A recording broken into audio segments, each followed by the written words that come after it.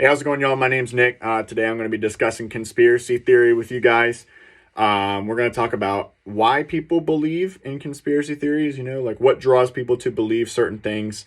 Some of them very, very outlandish, and, even based on certain facts that have disapproved things, you know, some people still choose to believe some topics. So we're going to talk about why people do that. I'm also going to be talking about the 9/11 conspiracy and why people believed certain things based on some of the information that was presented to them very early on, and how research and information today disapproved all those myths. So we're going to talk about that, and I'm also going to talk to you about how to combat conspiracy theories. So how to determine what's real and what's fake, how to do your own fact checking, and basically for you to believe in what you want to believe in based on the facts. So we're going to talk about all that today. Let's get started. So why do people believe in conspiracy theories? So quite frankly, there's been a lot of research done to try and figure this out, like what draws people to believe certain things. And one of those people is Katrine Wigman. So we read her article, The Genesis of a Conspiracy Theory. And in her article, she stated a bunch of reasons of what could draw somebody to believe in a conspiracy theory. One of those reasons I found quite relevant to today's world, and that was a lot of people who tend to believe in conspiracy theories are typically believing information from people who have the same beliefs as them. So these are people like, political figures, celebrities, famous athletes, even talk show hosts. A lot of the times these people are putting out, their own opinions on things or information that they believe is real. And a lot of people believe what they say just because, maybe previously they said something that they agree with. And they're just like, oh, well, he said this before, so what he's saying now must be true. And they just go along with it. And I brought that one up in particular because there are a lot of political figures, a lot of, celebrities out there that are, taking a stand and saying their opinion on things. And there's nothing at all wrong with that at all. But you get a lot of people who just go right ahead with whatever they say and just believe it just because, they want that person as their president, or they want that person as their governor, or they just like how, the music that person makes, or, how they are in a movie that they act in without even doing their own research. And that also kind of goes into how much social media is a factor in all of this, because anybody can put anything up on anywhere these days. And there's misinformation all over the place. Wigman also talks about these studies in her article.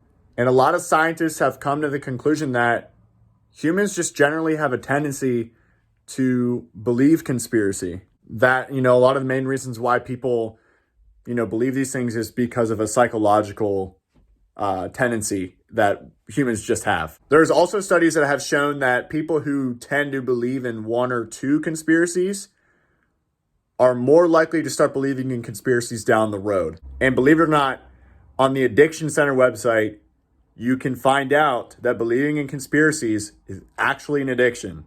And now we go into an actual conspiracy theory. 9/11. It was the deadliest attack that ever took place on American soil, and probably the most detrimental day to the United States in American history. Before 9/11, the United States had never experienced a terrorist attack to that magnitude.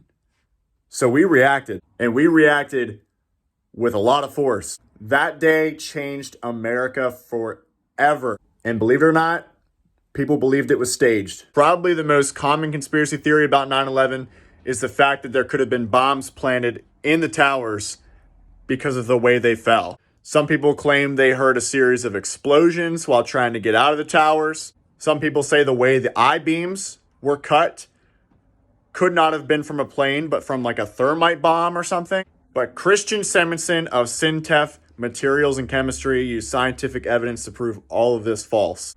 However, there were explosions that took place in the towers on 9/11, but they were not caused from bombs. He did an experiment using molten aluminum and water to simulate the molten aluminum from the plane and the water from the sprinklers in the building.